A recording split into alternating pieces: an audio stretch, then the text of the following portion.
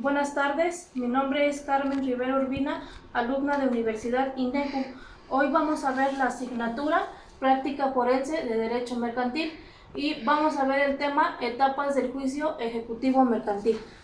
Bueno, en este juicio ejecutivo mercantil se trata de llevar a ejecución con el título ejecutivo, que constituyen una presunción juris statum de que el derecho del actor es legítimo y está suficientemente probado para que sea, en este caso, llevado a la acción y en la vía para obtener el cumplimiento de la obligación. En el caso de las disposiciones contenidas en el artículo 1391 y 1392 del Código Mercantil que hace referencia a esto. El procedimiento ejecutivo tiene lugar cuando la demanda se funda en el documento que traiga aparejada la ejecución.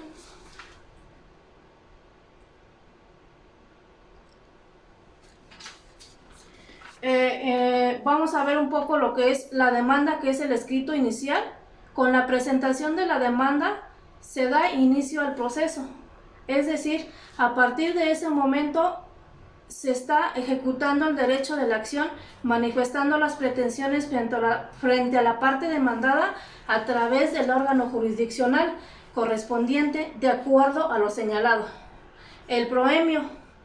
En este se hace constar los datos de identificación del juicio, al tribunal a que se promueve, el nombre del actor, el lugar señalado para oír y recibir notificaciones, el nombre del demandado y su domicilio, y la vía procesal en la que se promueve, el objeto que se reclame, incluyendo sus accesorios y el valor de lo demandado.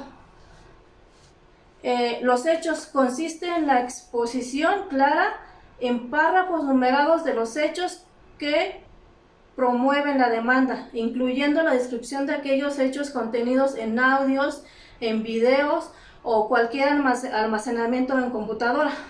El derecho. En este apartado se indican los preceptos legales, los principios jurídicos de quien promueve y que en este caso considera aplicable, señalando la fundamentación jurídica del procedimiento, la competencia y el fondo del negocio. En los puntos petitorios, en este apartado se realizan las peticiones concretas que se le hacen ante el juez respecto a la admisión de la demanda, con el trámite que se propone para el desarrollo del juicio.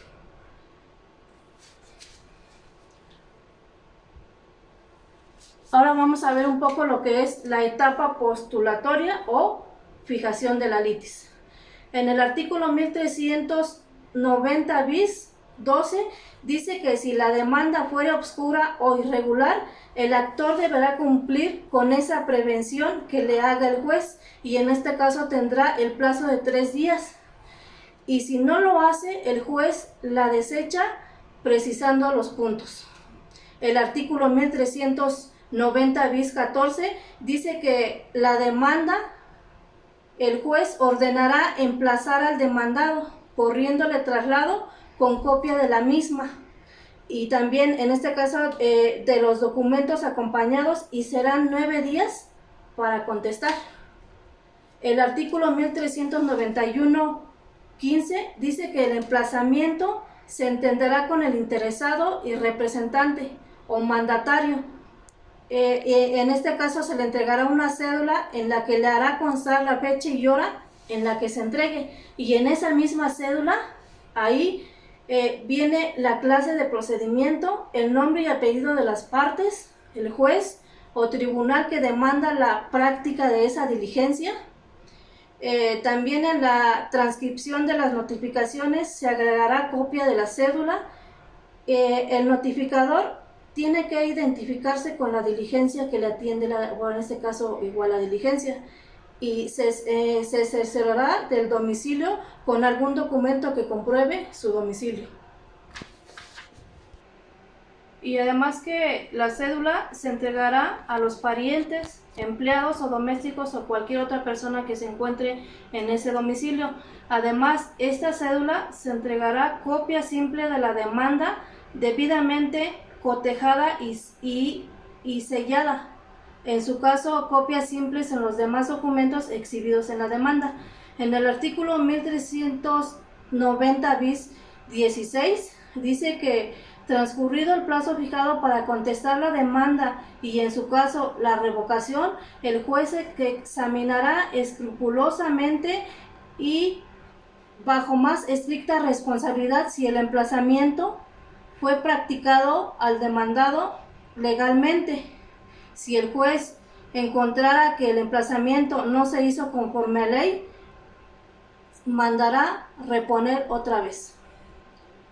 El artículo 1390 bis 17 dice que el escrito de contestación y demanda, las excepciones, se harán valer en contestación, salvo las supervenientes, y tendrá un término de 3 días para desahogar la vista de las mismas.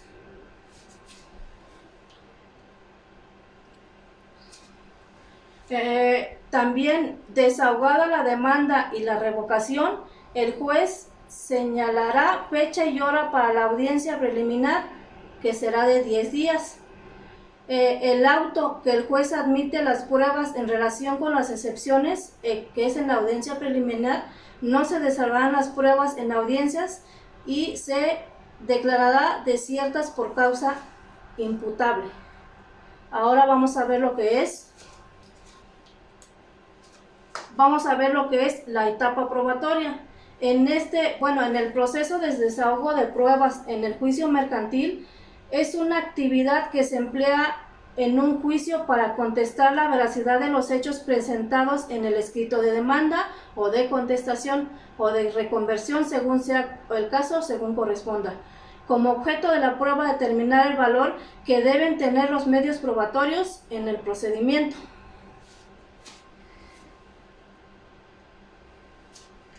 Las reglas generales de las pruebas que dicta o que dice el Código de Comercio. En el artículo 1194 dice que el que afirma está obligado a probar. En consecuencia, el actor debe probar su acción y el reo sus excepciones. El artículo 1195 dice que el que niega no está obligado a probar, sino en el caso en el que su negación envuelva afirmación expresa un hecho. El artículo 1196 dice que también está obligado a probar el que niega. Entonces, cuando al hacerlo desconoce la presunción legal que tiene a su favor el litigante. El primer requisito de la prueba es la admisibilidad. Entonces, ¿qué quiere decir? Es decir, que la prueba se relacione con los hechos controvertidos, es decir, que se exprese claramente el hecho o hechos de que se trate de demostrar con la prueba lo ofrecido.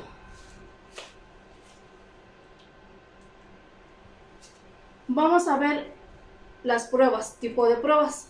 La confesional. En el artículo 1211 dice que la confesión puede ser judicial o extrajudicial. Judicial quiere decir que la confesión que se hace ante el juez competente ya al contestar la demanda, ya absolviendo las posiciones. Y extrajudicial quiere decir que la confesión que se hace ante el juez incompetente.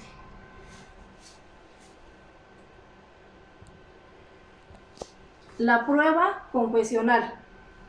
Con relación a esta prueba, el artículo 1223 y 1224 y 1233, fracción primera del Código de Comercio, dice que se debe de presentar el pliego de posiciones cerrado con anticipación para el desahogo de la prueba. En el caso de que no se haya presentado por escrito el pliego de posiciones y sea el oferente de la prueba quien no la presente.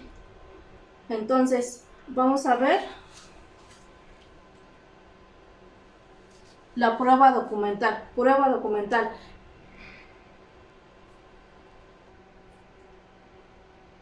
El artículo 1247 dice las partes solo podrán objetar los documentos en cuanto a su alcance y valor probatorio dentro de los 3 días siguientes del auto de admisorio de pruebas, tratándose de los presentados hasta entonces. Los exhibidos son posterioridad podrán ser objetados de igual testimonio, contando desde ese día siguiente aquel en que surta efectos la notificación del auto que ordene su admisión. La prueba pericial. Respecto a esta prueba, deberá designarse el tipo de pericial que se ofrece y los nombres de los peritos en el cuestionario del cual habrá de desahogarse esta prueba. La prueba testimonial. Todos los que tengan conocimiento de los hechos que las partes deban probar están obligados a declarar los testigos. Las partes tendrán la obligación de presentar sus propios testigos para cuyo efecto se les entregarán las cédulas de notificación. Sin embargo, cuando realmente estuviese imposibilitada para hacerlo, la manifestación, así bajo protesta de decir la verdad, y pedirán que se le cite. El juez ordenará la citación con apercibimiento de arresto hasta por 36 horas de multa y equivalente a 15 días de salario mínimo general diario vigente aquí en el estado de Hidalgo, y se aplicará el testigo que no comparezca sin causa injustificada o que se niegue a declarar.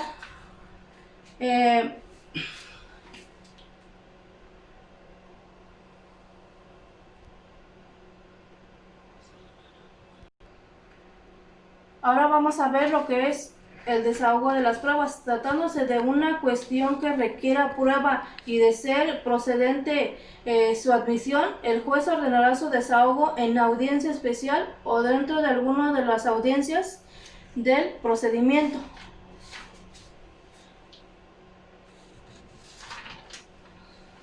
En el caso, por ejemplo, ahorita vamos a ver lo que es el desahogo de las pruebas en el juicio ejecutivo mercantil. Aquí vemos un esquema donde dice que cuando se admiten las pruebas, el juez abrirá el juicio a desahogo de pruebas hasta por un término de 15 días, dentro de los cuales deberán realizarse todas las diligencias necesarias para su desahogo.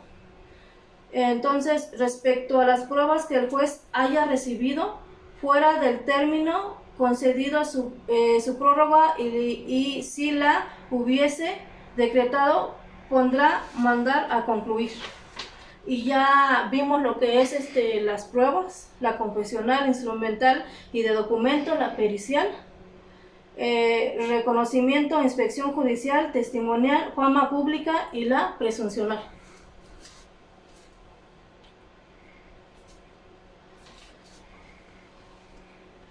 Vamos a ver lo que son los alegatos.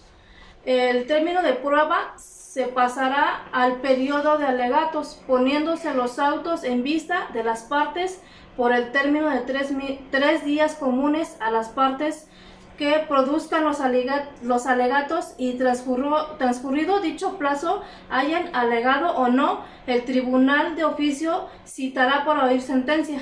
En esta etapa, el abogado planea una serie de razonamientos con la finalidad de convencer al juez sobre las pruebas. Para eso son los alegatos, tratar de convencer al juez. Entonces, la sentencia, en virtud de la sentencia de remate, se procederá a la venta de los bienes secuestrados previo a lo evaluado o al evalúo hecho por los corredores o peritos o un tercero en caso de discordia. Entonces, nombrará a aquellos por las partes y por el juez. En conclusión, el juez ejecutivo se le suele denominar a la vía del privilegio, porque el acceso a este juicio constituye una ventaja para que el actor pueda o tendrá términos más cortos, En el aspecto procesal se procede a afectar el patrimonio del deudor antes de llamarlo a juicio a través del requerimiento de pago y embargo se hace o se dicta el acto admisorio de la demanda.